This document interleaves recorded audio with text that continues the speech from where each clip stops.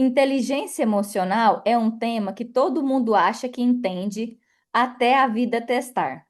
Para nós mulheres, parece que é mais fácil falar sobre o assunto, já para os homens, não. Eles cresceram aprendendo a lidar com o mundo, mas quase nunca aprendem a lidar com o que acontece dentro deles. Ninguém ensina o que fazer com a raiva, com a ansiedade que aperta ou com aquelas emoções que a gente tenta esconder. E talvez por isso é comum vermos homens repetindo padrões, se Uhum. sabotando, se calando ou dizendo coisas que, no fundo, não representam o que realmente sentem. Hoje, no Entre Nós, eu convido uma pessoa muito bem indicada para participar desse podcast, Carlos Eduardo Herbst.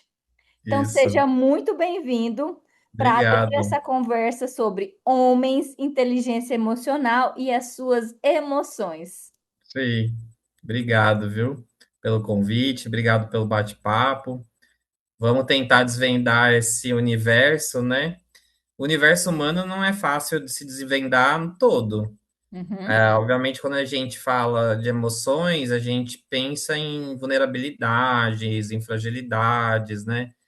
E isso traz muito medo e ansiedade, como você disse, porque a gente acaba é, sempre está querendo estar dentro de um padrão de aceitação, né? E aí a gente sempre acaba se adequando ou reprimindo as emoções sem nos conhecer de verdade. Então a gente vai tentar entrar aí nesse assunto hoje de uma forma que fique claro, principalmente para o universo masculino. O uhum, feminino, como você bem colocou, vocês conseguem ainda no inteirinho parar, se autoanalisar, se entender. É muito inerente vocês expressarem emoções, mas para a gente é bem difícil mesmo. uhum. Se apresente, Carlos. Bom, meu nome é Carlos, né? Estou com 44 anos no momento, faço 45 esse ano. Eu não sou natural aqui de Goiânia, eu nasci em Guarulhos, mas eu já, através da minha primeira profissão, eu viajei bastante aí o Brasil, eu sou formado em hotelaria, minha primeira, fiquei 10 anos no segmento. Morei no Pantanal, no Mato Grosso do Sul. Recentemente eu topei um projeto aqui ligado à educação. Então, educador há mais ou menos quase 15 anos que eu estou nesse outro ramo. Recentemente fui convidado para um projeto aqui em Goiânia, né? Eu estou em Goiânia, estamos em Goiânia no momento. Então faz 10 meses que eu estou morando aqui, adorando morar aqui. Amo. Eu Acho uma também gosto cidade muito. muito tranquila, ao mesmo tempo ela tem tudo que é de bom de uma grande capital, a gastronomia é maravilhosa, o povo muito acolhedor, então tô apaixonado por Goiânia nesse momento, é meu deslumbre. E de coisas para fazer, eu gosto assim de ler, eu gosto muito de ir ao cinema, pretendo ir ao cinema hoje, inclusive, gosto de sair para show, fui ontem, gosto de série, sou viciado em anime, cultura pop, e gosto muito do assunto que a gente vai desenrolar hoje, né? Pretendo no futuro aí estudar psicologia, porque é um feedback quase constante que eu tenho dos alunos. Eu sou psicólogo, não sou de formação, então nem vou me esgueirar nisso, mas é mais dentro, nosso conversar vai ser mais dentro do que eu conheço, do que eu já li, de ferramentas que eu fui buscar, para me entender melhor como ser humano, na verdade. Uhum. E Carlos, por que que é tão difícil para os homens falar sobre as suas emoções? Eu acho que vou trazer primeiro um cenário generalista, né? Dentro do que a gente vive hoje como sociedade pós-moderna, a gente está sempre tentando performar, agora principalmente com o advento de redes sociais, de 15, 20 anos para cá, performar uma sensação de sucesso e de alegria, né? Eu falo que a gente vive uma ditadura da alegria, a gente tem que estar sempre bem. Então, e isso, acho que desde sempre, né? Vamos pegar lá para trás, toda vez que a gente faz aquela pergunta básica assim, como é que você tá? Você tá bem? A resposta automática é qual? Tá tudo bem? Ah, tudo bem, Uhum, né? E a pessoa fala que tá tudo bem, gente, só que por dentro ela pode estar completamente desmoronada, quebrada. Só que para fora, como eu falei no começo, esse medo do julgamento, do não acolhimento, a sensação performática que a gente precisa ter, eu não vou me vulnerabilizar perante o outro e falar, eu não estou bem. Geralmente faz isso quando está dentro de um esteio de um amigo muito íntimo, né? Ou ali com algum familiar que você tem ali uma amorosidade, um acolhimento, você consegue desabafar esse estado desconfortável, né? Que às vezes a gente está passando por dentro. Então, primeira coisa sempre que eu acho que a sociedade no total mascara o que sente, né? A gente está sempre em busca de que a nossa imagética seja aquela imagética de sucesso, de alegria, de felicidade, de beleza, de juventude. Isso não condiz com a real natureza humana, Uhum. né? A gente tem altos e baixos, a gente passa por diversos problemas, a gente envelhece, a gente nem sempre está na nossa melhor sensação de autoestima, né?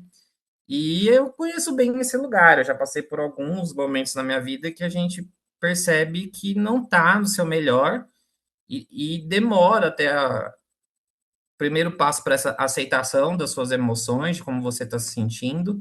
Às vezes o outro já está te pontuando, um melhor amigo, uma melhor amiga, um familiar, tá falando, ah, estou sentindo que você não anda bem, né? E durante muito tempo da minha vida, eu achava que ser forte, e ser, até pela minha história, que daqui a pouco eu coloco um pouco ela aqui, ser forte, ser autossuficiente, ser aquela pessoa que resolve tudo, estava muito ligado à persona que eu era, ao desenvolvimento de caráter e personalidade que eu tinha, né? É, só que, na verdade, eu só era, assim, uma pessoa extremamente introspectiva, reservada, extremamente racional, tudo eu queria racionalizar, eu não queria sentir, né? E isso eu acho que vale para a maioria dos homens. A gente, desde que é pequeno, a gente é ensinado a sobreviver sem demonstrar emoções. A gente escuta o tempo inteiro frases muito ruins, né? Do tipo, homem não chora. Eu estava no show do Frejá, né? Ele tem essa música, Homem Não Chora, né? Então, a gente, vocês não, você engole o choro, né? A minha geração ainda tinha a famosa palmada. Quando eu tomava umas palmadas, eu escutava o famoso não chora, engole o choro. Então, você está no meio de uma violência de um adulto contra você e ainda está segurando o seu choro, né? E a gente não é ensinado a entender essas emoções, a gente só é ensinado o tempo inteiro a internalizar, a recalcar, e aí a gente acaba, é, já na vida adulta, externalizando isso de formas muito ruins, eu creio, né? A gente vai acabando elegendo válvulas de escape, que isso traz inúmeros outros problemas para a gente, sendo que o caminho é outro. Eu até fiz uma pesquisa aqui, tem uma pesquisa chamada Silêncio dos Homens, é do Instituto Papo de Homem. Ela mostra que 57% dos homens não falam sobre sentimentos, né? E 41% raramente procuram uma ajuda emocional. É muito cultural, né? Eu lembro essa questão, principalmente de buscar a, a psicologia, né? De buscar um psicólogo, uma ajuda profissional, ainda é muito estigmatizada, né? Eu lembro uma vez a minha mãe estava escutando o desabafo da minha tia, eu era muito pequeno, estava no banco de trás do carro, e minha tia estava na frente com a minha mãe, e aí minha mãe, na maior ingenuidade, boa vontade, boa fé, falou para ela, ah, busca um psicólogo. Ela desceu do carro ofendidíssima, chamando minha mãe de louca, né? Louca é você, vai você buscar. Então tem muito esse estigma. Você vê entre duas mulheres, tudo bem que é de uma geração aí, umas duas, três gerações atrás, houve essa reação forte. Imagina quando a gente está falando do homem latino, né? A gente tem toda essa coisa do machismo e da masculinidade performática o tempo inteiro. Então, imagina, ele está precisando de uma ajuda emocional, como que ele vai buscar? É extremamente cultural, né? Uhum. Então, e você vê o quão tóxico o machismo, a gente fala muito do machismo ser tóxico para o universo feminino, para com as mulheres, mas ela é muito mais destrutiva para com o universo masculino, né? Desde esse momento que a gente está pequeno sei lá, cai, rala um joelho e você quer chorar porque aquilo está dolorido, e aí você escuta, ah, engole o choro, vira homem, né? É uma Uhum. violência psicológica. A gente começa desde menino a entender que para ser aceito a gente precisa é, praticamente amputar essa parte da gente, sabe? A gente não pode, de momento algum, transmitindo qualquer tipo de fraqueza, né? E a emoção é muito associada a uma fraqueza, né? E eu virei adulto cedo demais também. Teve esse processo comigo. Meus pais, eu sou adotado, e meus pais acabaram se separando quando eu tinha 4 anos de idade, né? E ali em casa já estava todo aquele clima psicológico terrível. E aí, quando houve a separação, eu fiquei com a guarda do meu pai. Então, assim, eu fui adentrado praticamente só dentro desse universo masculino, né? Então, desde pequeno, eu aprendi assim, tive que ser muito rápido em saber como eu seria já um mini adulto funcional, sabe? Como que eu não iria atrapalhar aquele processo que estava acontecendo ali, né? Como eu, como uma criança que tinha direito de ser, eu já tinha que ser maduro, né? Aí você vai para o processo escolar, então aí você começa de novo nessa busca de aceitação. Você não quer dar trabalho porque a casa já está num caos, então você não quer trazer mais um caos. Olha a percepção que a gente vai tendo enquanto criança, né? E aí, olha que engraçado, porque às vezes eu ia para uma festa e eu já estava com minha criança extremamente controlada, aos 6, 7 anos de idade, com todas as crianças gritando, brincando, eu sentava na mesa e ficava, sabe, ali, Mudo. impassível, polido, educado. Então, você vê, e aí aquilo ali que trazia a validação. Nossa, como ele é uma criança calma, né? Ai, como ele é bom. Nossa, que ele não dá trabalho. Então, isso validava ainda dentro de mim esse recalque dos meus sentimentos, né? De eu estar ali completamente duro, num comportamento adultificado, né? Segurando todo o meu instinto infantil de querer brincar, extravasar, gritar, porque eu desde cedo olhei o universo ao meu redor e falei, não, para eu sobreviver nessa selva que eu vou precisar me adaptar, né? E acho que tem aí uma diferença muito grande entre essa questão do que é maturidade emocional e a sobrevivência emocional. Eu acho que a maturidade emocional ela vai acontecendo conforme você vai tendo compreensões de mundo, né? Então, a criança tem que ser criança, o adolescente tem que ser adolescente, nenhuma fase eu acho que deve ser pulada, mas acontece com muitos de nós, por diversos motivos, né? O meu foi o caso ali da separação, mas tem muitos lares que acabam indo também por um caminho, né, mais de desestruturação, de violência, e as crianças têm que sobreviver até de outras formas. No meu caso, eu não sei nem sair para trabalhar, mas muita gente tem que sair para trabalhar muito cedo e pula fases, né? E aí Uhum. a gente acaba criando algumas cascas de sobrevivência que acaba renegando ou relegando para mais tarde. Eu consegui mais tarde olhar para isso, essa maturidade emocional. E para mim também foi um pouco mais complexo depois. Meu pai voltou a casar, aí minha madrasta que acabou me criando mesmo, né? E aí eu muito cedo também me percebi um homem gay. Então, assim, eu, sei lá, aos 6, 7 anos de idade, eu percebi que eu não tinha muito um olhar heteronormativo para as coisas, né? Então, ali eu criei uma segunda casca, né? Porque eu falei assim, se eu, de repente, começar, que a gente fala, né, dar pinta, né? Sei lá, fazer umas coisas que não são do universo masculino, demonstrar essa emoção. Eu sou um cara muito emocional, então assim, você vê, eu vou por um filme, dependendo do que for, eu choro mesmo, não tenho mínima vergonha. Se eu tô tocado por uma música, uma cena de arte, eu choro, eu não consigo controlar. E aí, desde cedo, eu comecei a perceber que isso era um sinônimo do que ia me trazer algum tipo de repressão, né? Então, não faz isso porque o homem não faz isso, né? E Uhum. aí, ainda sendo gay e tentando performar masculinidade para que isso também não aborrecesse meus pais, aí na configuração meu pai e minha madrasta, isso foi se tornando extremamente exaustivo para mim, psicologicamente, porque toda hora eu pensava, mas o universo masculino faz isso? Eu sou masculino o suficiente? A fala que eu tenho é masculina? Né? Então, tudo performando ainda dentro desse machismo estrutural. Os meus gestos estão masculinos o suficiente para que ninguém perceba a minha sexualidade.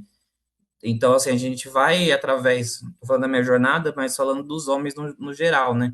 A Uhum. gente vai cumprindo funções sociais que se esperam da gente o tempo inteiro, sem ter um olhar, e aí eu volto de novo, para o ser humano que a gente é. Eu sempre estou pensando de como uma sociedade vai me enxergar, vai me aceitar, vai me acolher e o quanto eu vou agradar através de uma performance, nunca através de uma integridade do ser humano que eu sou, né? E isso foi se tornando extremamente exaustivo ao longo dos anos. Chega a adolescência e aquele momento que você também cai num grande, eu chamo de um grande Iceberg. ato emocional. Você está ali num furacão, né? Um hiato emocional, tudo acontecendo, você não entende mais quem você é, seu papel no mundo, você não é mais criança, você também não é adulto, você começa a ser cobrado de certas coisas que até então você não era. E aí vem aquela questão muito da tribo, né? Você quer encontrar sua tribo, você precisa pertencer a uma tribo. Isso foi me gerando ali um transtorno de ansiedade enorme. Que até então também eu não sabia dar nome. E é isso que é uma outra questão do universo masculino. Isso a gente nunca sabe dar nome, né? Por isso quando a gente fala, tá tudo bem, tô, é uma resposta muito mais simples, porque eu nunca sei dar nome à emoção que eu sinto. A gente não é educado socioemocionalmente para se relacionar conosco, imagina com o outro. Hoje tem aí, eu sou da educação, tem algumas edtechs, né, que elas inclusive vendem produtos educacionais muito bons para que desde pequena criança comece a entender na escola habilidades socioemocionais que ela começa a se entender como ser humano, a ter essa integridade, a saber o que ela quer de verdade, não é o que os outros querem, o que esperam dela, né? E então, eu acho que uma coisa que permeia muito o homem, no geral, é o medo e a vergonha. A gente é muito permeado por uma sensação de medo de não desempenhar e a vergonha de se humanizar, sabe? Eu não quero que o outro me enxergue menos. Eu não quero, estou casado com uma esposa, eu não quero que a minha esposa me enxergue menos, ou seja, incapaz, uma pessoa que eu não consiga é, trazer o que se espera de mim, que é segurança, fortaleza, né, essa coisa mais bruta, ou então, eu estou no trabalho, que é um lugar extremamente competitivo, eu também, como homem, tenho que ser produtivo, ser líder, estar à frente. Isso tudo traz um peso, um desgaste emocional terrível, e aí não deixa de ter uma consequência social que é a grande questão de que a gente está aí vivendo uma epidemia, né, de depressão e ansiedade. Porque hoje, ainda bem, não, talvez nós, como indivíduos, não sabemos nomear, mas é também a medicina e toda a sociedade hoje consegue falar para a gente, olha, a gente está sofrendo aí de uma epidemia de transtorno de ansiedade. E a maioria justamente porque carregou durante toda essa vida essa carga emocional terrível e aí vive de uma forma pouco íntegra, muito mais performática, muito mais com muita pressão, né? Acho que a gente vive Uhum. com muita pressão de tudo. E aí a mente uma hora fala, não, chega, não dá mais, né? Então, para É, mim, acho que é por isso que, devido a todos esses fatores emocionais e sociais, o homem tem muita dificuldade, respondendo sua pergunta, de entender e falar sobre as próprias emoções. uhum. Carlos, eu queria fazer um adendo, na verdade, uma observação. Eu sou mãe de menino, meu filho tem 1 ano, e eu vejo assim, eu como uma mulher, como mãe, eu tô lendo sobre parentalidade, sobre inteligência emocional, de como é que eu posso educar esse menino de uma forma Uhum, que ele entenda, que ele desenvolva essa inteligência emocional, porque sim. Mari, acho que não tive e não tive essa educação e, né, eu vi isso no meu puerpério, eu não estava sabendo lidar com as minhas emoções, foi Uhum, muito desafiador para mim, mas assim, o que eu quero dizer é que eu busco esse conhecimento, estou lendo, me inteirando do assunto. Dentro da minha casa, eu sou casada. Às vezes eu vejo meu marido com umas falas que opa, essa fala aqui, vem meu pai, vem o meu irmão, com falas tipo, homem não chora. É isso. Você é homem ou saco de batata? Para de Isso, é um chorar, menino. rato. É, Carlos, meu filho tem 1 ano. Ele é um bebê. ele é bebê, exatamente. Como que você diz para ele, com 1 ano Não de idade, chorar. não chorar, sendo que a linguagem dele é o choro? Isso. Não é nenhuma linguagem emocional, né? Ele é um bebê, ele é literalmente um bebê. Então, você imagina, é, a gente não tem, ele, nessa idade, ainda nem linguajar e nem cognitivo suficiente para se expressar de outra forma. A gente sabe que está com fome, chora, se sente incômodo, chora, sente frio, chora, se sente sono, chora. É um linguajar natural do bebê, né? Então, imagina desde cedo essa criança já conviver com esse tipo de fala. E é engraçado, porque você vê, são homens que você não precisa falar assim. Meu pai, por exemplo, tem 90 anos, então ele é de uma geração da década de 30, 40, 50, passou ali por toda uma transformação social, né, de configurações sociais mesmo, tecnológica. Eu penso, nossa, meu pai hoje deve achar o mundo um negócio estranhíssimo, né, falando de internet. Ele fala para mim, esse negócio de internet, hein? Mas já é uma geração que só perpetua falas que não cabem mais dentro da nossa configuração social. E perpetua sem uma intencionalidade mesmo, sabe? É só por perpetuar, porque não para um momento de reflexão e pensar assim, ué, eu aprendi que homem não chora, mas eu sinto muita dor. O que que eu faço com essa dor? Eu sinto muita raiva. Eu sinto muita frustração no mercado de trabalho, eu sinto muito medo de um futuro. O que que eu faço com isso? Será que eu não posso chorar? Mas será que tá, eu não vou chorar. Então o que que eu faço com essa emoção? E aí acaba embutindo nas próximas gerações uma fala que é completamente automática, que é só para tipo garantir que a outra pessoa também performe o mesmo machismo estrutural que eu performo, né? Sem entender que a gente não está num processo. É uma coisa que acontece muito, masculino, feminino. A gente tem do processo de jornada humana, que é completamente individual, que você tem que olhar para si, que você tem que tentar ser um ser humano melhor, independentemente das convicções que as pessoas te colocaram, né? Quando eu entrei no processo terapêutico, a gente vai falar já já isso, é uma das, vira e mexe é uma pergunta que a minha terapeuta fala, assim, mas isso daí você aprendeu com alguém ou você desenvolveu isso através da sua observação, da sua aprendizagem, da sua convivência? Porque muitas vezes a gente só está repetindo padrões comportamentais, eu faço TCC, né, que é cognitivo comportamental, que foi a minha mãe que mandou eu fazer, e eu continuo fazendo, que foi meu pai que mandou eu fazer, foi meu tio que mandou eu fazer, foi minha avó que mandou eu fazer. E eu em nenhum momento penso, tá, mas isso daqui realmente tem validade na minha jornada? Tá me transformando num ser humano melhor para mim, para o mundo, para com quem convive comigo? Eu acho que é justamente isso. Eu brinco também assim, todo dia eu levanto da cama, não é pensando nunca em destabilizar nenhum sistema no qual, voltando até para essa questão, eu sempre penso no agradar, né?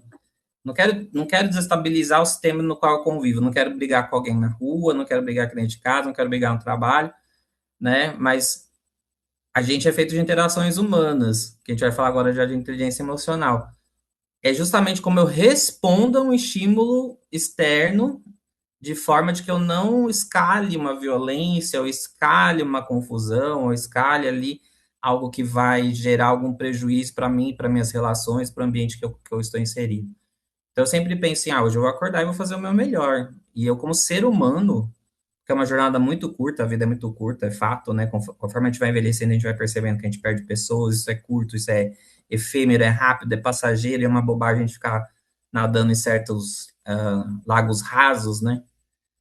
Eu sempre penso assim, tá, o que eu vou fazer de melhor para que eu me torne um ser humano melhor? Porque a oportunidade que eu tenho é essa, é hoje. É. E já que você falou sobre Uhum. inteligência emocional, me diga o que você define como inteligência emocional. Olha, antigamente, quando comecei a ouvir esses termos, né? Comecei ali na adolescência a ouvir isso, porque tinha primeiro o famoso QI no mercado de trabalho, né? Que é o que indica, coeficiente de inteligência, na verdade, depois agora vem o QE. quando a gente pensava nisso, era aquela pessoa extremamente fria, rígida, com autocontrole, ela não se abala com nada, né? Quando eu comecei a entender, assim, a entender o que que era, eu achava que era isso, tá? É um mito. Aquela pessoa que controla tudo, é uma pessoa que ela vende aquela imagem de que ela é equilibrada, que ela é emocionalmente blindada, que nada afeta ela, né? Isso está muito mais perto de uma anestesia emocional do que uma maturidade emocional mesmo, né? Quem criou o termo foi o Daniel Goleman, e aí eu vou trazer a definição dele, né? Que é a capacidade que a gente tem de reconhecer os próprios sentimentos. Isso é inteligência emocional. Reconhecer os próprios sentimentos, reconhecer os sentimentos do outro, que é uma outra coisa que a gente também não é nada inteligente nas nossas relações, a gente gosta muito de invalidar o outro, né, principalmente aquele que é o mais próximo, né, e criar, eu acho que com essa administração de reconhecer o próprio sentimento do outro, relações saudáveis. E como eu disse também agora há poucos segundos, eu acho também é saber administrar esses impulsos, essas reações. Porque o mundo ele age, a gente está aí em convivência social, está em troca constante com outras pessoas. Tá, então como que eu vou agir perante essa situação, né? Como eu vou, ao invés de reagir? Porque a maioria de nós, a gente, toma uma fechada, eu vou lá e pá, meto a buzina na pessoa, faço uma ultrapassagem perigosa, então eu tô só reagindo, eu tô perpetuando uma raiva, uma frustração, uma violência à toa, né? Então, nesse momento, se eu reconheço uma emoção, eu penso, tá, como que eu vou agir e não reagir perante essa sensação de ameaça? Porque vira e mexe a gente acha que vive sob essa, não é só sob a pressão performática da alegria e do sucesso. A gente se sente completamente ameaçado o tempo inteiro, né? Então, acho que a definição correta é isso, é saber reconhecer a emoção em si, no outro, como lidar com esses impulsos e como construir pontes, como construir relacionamentos duradouros, saudáveis, difícil, porque não é fácil a gente se administrar, imagina administrar o outro, né? Uhum. E inteligência emocional, como eu falei, tem algumas escolas já trabalhando com isso, a gente acha que ela é um dom, a pessoa nasceu equilibrada, Aham. ela já é um Gandhi, né? Ela já é um Dalai Lama, uma monja Coen, ela já nasce assim, né? Ela é um grande guru, né? E não é, a gente tem inúmeras ferramentas para desenvolver e ela é uma competência a ser desenvolvida no ser humano. Às vezes a gente fala competência, está muito ligado a mercado de trabalho, mas eu, como educador, toda vez que a gente vai desenvolver uma aula, a gente pensa que competência eu vou desenvolver nesse aluno, né? E hoje, por exemplo, quando eu penso uma aula, por mais que ela seja conteudista, eu preciso dar um conteúdo, eu trago outras competências que eles precisam desenvolver e talvez sejam cobrados na vida adulta e no mercado de trabalho ou até nas próprias relações. Então, eu acho a inteligência emocional muito bem é, desenvolvida. Acho que a gente consegue, ao longo do tempo, desenvolver essa competência em nós com as ferramentas certas, né? Também busquei aqui na pesquisa, o Goleman ele organiza a inteligência emocional em 5 pilares: autoconhecimento, gosto muito dessa parte, autorregulação, autoemotivação, empatia e essas habilidades sociais. Eu descobri na terapia que eu sou extremamente empata. Então, ao longo do tempo, eu achava que eu só queria ajudar os outros para ter um mecanismo de fuga de mim mesmo, né? Então, eu me culpava nisso no sentido, eu não tô fazendo mais pelo outro do que eu fazendo por mim mesmo. Eu acho que muita gente se relaciona assim, né? Eu ajudo minha mãe, ajudo meu irmão, ajudo meu amigo, ajudo... nananã. Na minha cabeça, eu achava que é porque eu fugia do meu problema, da minha angústia, da minha ansiedade, de me ajudar.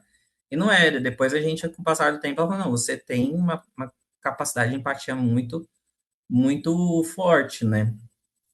E, e aí eu consigo olhar para o outro e pensar, isso talvez tenha sido mais natural do que os outros, como a autorregulação e o autoconhecimento, a empatia para mim dessas 5 pilares foi mais natural.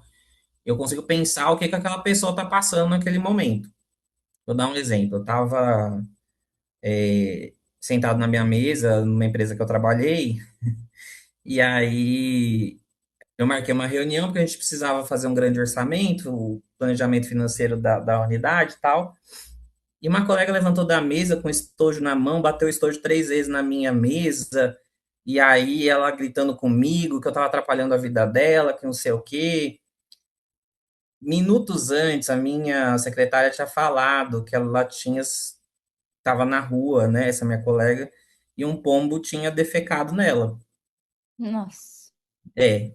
E aí, quando ela veio na minha mesa com o estojo, tananã, assim, batendo, que tá me atrapalhando, não sei o quê, e eu fiz assim para ela: tá tudo bem, eu entendo o que você tá passando, fica tranquila, vamos conversar, vamos ajustar, né? E aí ela tomou um choque, porque a maioria agiria numa violência receptiva, né? Tipo, eu tenho que fazer isso aqui, faz, cala a boca, não sei o quê. A gente sempre vai por caminhos mais curtos, porque a gente age por esse impulso da violência, né? Então, aquele momento eu tive uma autorregulação. Falei, não, ela tá passando por um problema que não é só esse e ela tá vindo com um conflito deslocado para mim. Como eu vou reagir, né? Então, eu acho a empatia foi a parte mais fácil para mim de desenvolver. A gente tem que pensar na inteligência emocional, eu gosto muito de trazer alegorias, assim, né? Como se ela fosse o painel de um carro, sabe? Então, a gente tem ali vários marcadores, né? Vários sinais. Então, acende o sinal da tristeza, da raiva, você começa a perceber, do seu medo, aí vai acendendo ali uma ansiedade, né? Quem não sabe lidar com as emoções, a pessoa que não sabe lidar com as emoções, ela vai por dois caminhos. A maioria vai para ignorar completamente o painel. Tá vendo ali que o painel tá piscando. E a gente sabe que se o painel piscar no carro e ignorar, isso vai trazer um grande problema estrutural no futuro, né? Ou a pessoa entra em pânico, congela, não sabe o que fazer porque é muita luz acesa, o que que eu faço, né?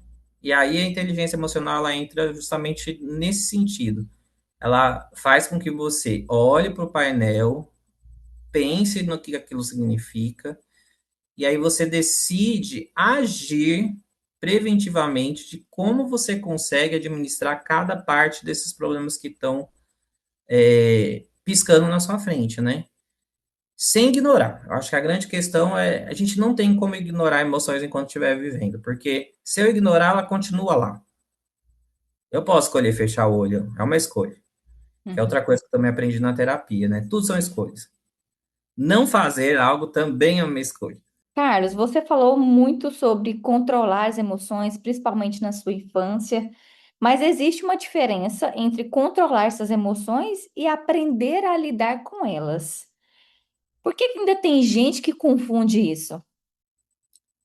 Porque parece uma diferença pequena, mas não é. Quando a gente entende a diferença entre essas duas questões, a vida da pessoa, nossa, muda completamente. Como eu estava falando, muita gente acha que essa questão de maturidade emocional significa não demonstrar as emoções, né? E isso não tem nada a ver com inteligência emocional, ela é pura, pura, pura supressão emocional, tá? Existe uma diferença enorme, muito, muito grande, entre querer regular a emoção e sufocar essa emoção, né? Regular é quando você reconhece o que você sente sem ser dominado por ela. Você reconhece, você sabe dar nome à emoção. Agora, já quando a gente suprime essa emoção, a gente empurra tudo para debaixo do tapete, achando que vai desaparecer sozinho. E não vai, porque emoção não evapora, emoção não é água, emoção não é lixo que a gente joga fora num saco e pensa e fala, deixa, um dia alguém dá destino para isso, né? A emoção ela vaza, e aí ela vaza no corpo, com uma doença, ela vaza na nossa irritação cotidiana, ela vai vazar numa insônia, né? Naquela famosa fritada na cama à noite, nessa sensação de esgotamento constante, na dor nas costas, sabe? Aquela sensação que você não tem ânimo mais para levantar, para fazer nada, na desmotivação. Então, não saber dar nome às emoções ela acaba gerando aí inúmeros outros problemas psicossociais graves, né? E aí a gente vai se sentindo cada vez menor, mais invalidado, mais fracassado e mais doente, na verdade, né?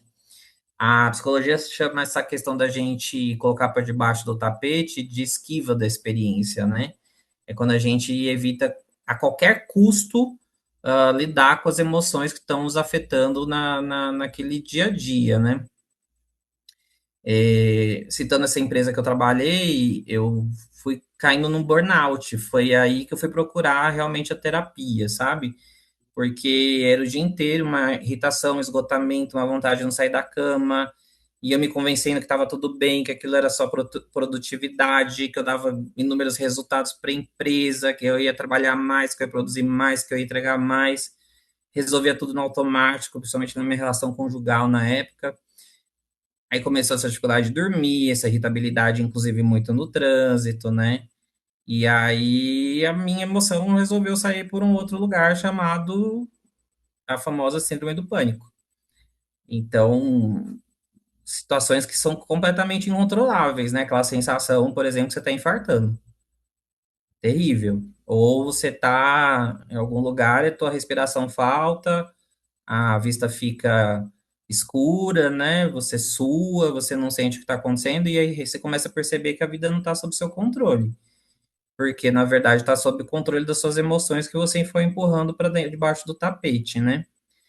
E nessa época eu procurei ajuda profissional, tanto psiquiátrica quanto psicóloga. Passei por 3 psicólogos, as pessoas às vezes também acham que tem que casar com o psicólogo, né? Uma dica que eu dou. Como toda relação, a gente pode terminar, começar de novo, a Uhum. gente tem esse direito. Com a minha atual psicóloga, eu estou aí mais de 9 anos, ela me ajudou a trabalhar dentro desse processo lutos, que é uma coisa que dói demais na vida adulta, né? A gente pensa em luto só em morte. Tive a morte da minha mãe para lidar, mas tive luto de perda de casamento, perda de amizade, perda de trabalho, perda de oportunidade. A gente precisa aprender a lidar com isso também. E aí, para fechar essa pergunta, eu queria deixar assim uma grande questão, sabe? É, que lidar com as nossas emoções não traz a gente por uma fragilidade, vulnerabilidade, não, muito pelo contrário. Traz integridade, traz consciência, né? E lidar com a emoção não é fugir da dor, porque a dor também existe, né? É muito a coragem de você olhar para si mesmo, encarar a sua verdade e continuar com ela pelos seus valores, pela sua integridade, pela busca da própria melhoria e da própria felicidade. Carlos, assim, conversando com você, eu vejo assim muita maturidade. É uma Ah, conversa, obrigado. é uma conversa que eu desenrolaria assim, nossa, por o dia todo. Mas eu, pela sua fala, eu também vi o quanto isso te custou, Muito. né? Custa muito.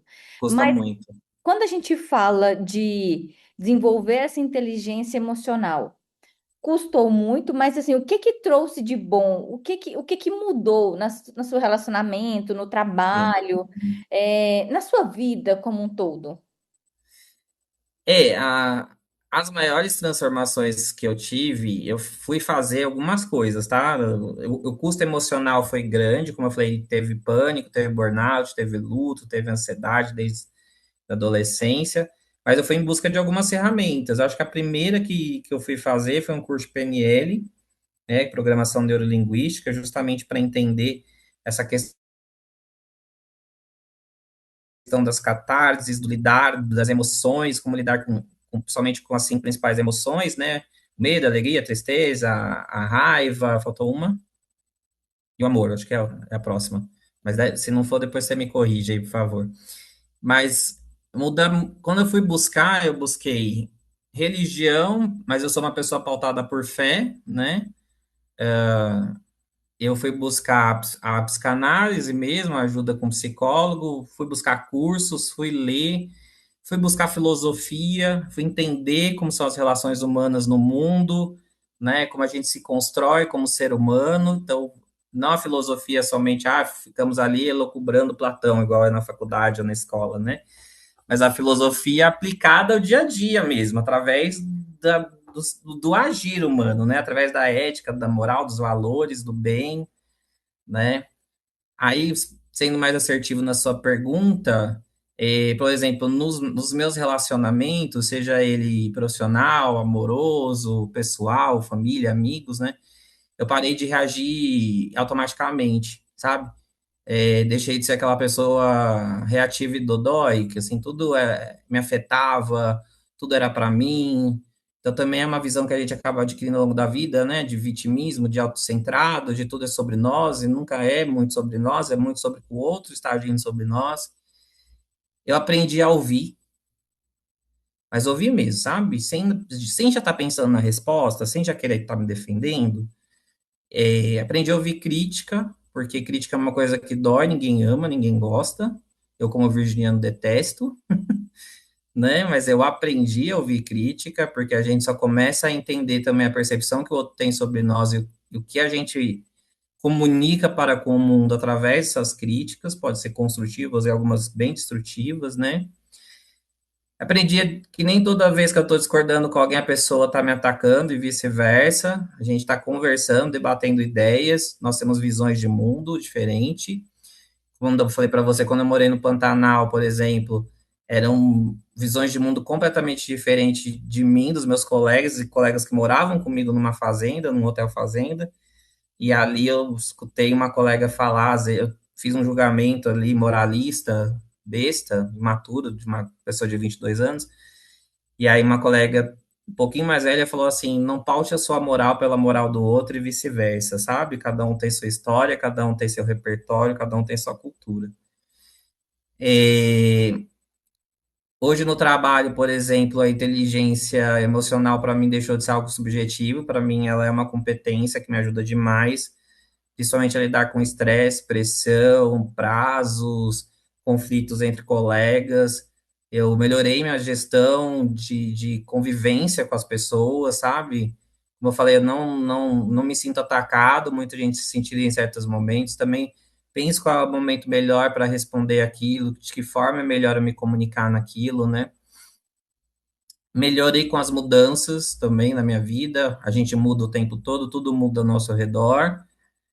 Aprendi a ter paciência com conflitos, com momentos de frustração, que tudo passa, né? E acho que internamente eu me tornei mais equilibrado e íntegro. Não sou um santo, não sou, de novo, não sou a Monja Coen, não sou Gandhi, sabe? Não sou grande Dalai Lama, mas eu acho que eu me senti menos aflito perante as questões do mundo, as questões da vida, né? Eu me sinto muito mais. Eu escutei recentemente do meu atual companheiro, ele ainda passa por questões afetivas e ele fala: ah, você se acha muito protagonista da sua vida. Eu falei: mas se eu não sou, quem será que é? Uhum. Né? E eu sou protagonista da minha vida.